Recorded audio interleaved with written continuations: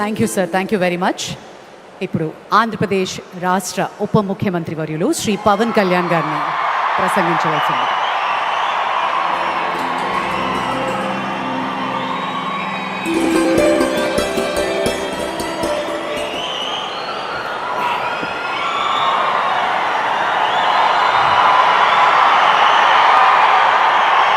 మహోన్నత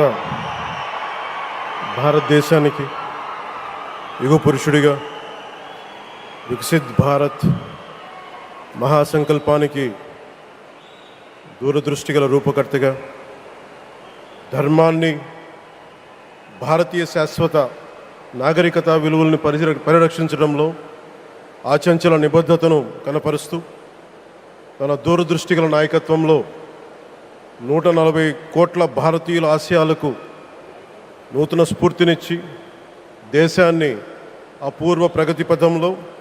వేగంగా ముందుకు నడిపిస్తూ ఆత్మనిర్భరత స్ఫూర్తిని, జాతి గొప్పతనాన్ని మరింత బలోపేతం చేసి ప్రపంచ వేదికపై భారతదేశాన్ని ఆత్మవిశ్వాసంతో కూడిన గౌరవప్రదమైన స్థానం నిలబెట్టిన మన గౌరవ ప్రధానమంత్రి శ్రీ నరేంద్ర మోదీ గారికి మన రాష్ట్ర ప్రజలందరి తరపున హృదయపూర్వక అభినందనలు తెలియజేస్తున్నాను. వేదిక పైన ఆసీనులైన honourable governor of Andhra Pradesh Shri Abdul Nazeer గారికి, విజనరీ లీడర్ శ్రీ గౌరవ ముఖ్యమంత్రి శ్రీ నారా చంద్రబాబు నాయుడు గారికి, honourable union minister civil aviation Kinjarapu Rammohan Naidu గారికి, honourable governor of Goa Shri Pusapati Ashok Gajapati Raju గారికి, గౌరవ కేంద్ర మంత్రి వర్యులందరికీ, సోదర సమానులు శ్రీ నారా లోకేష్ గారికి,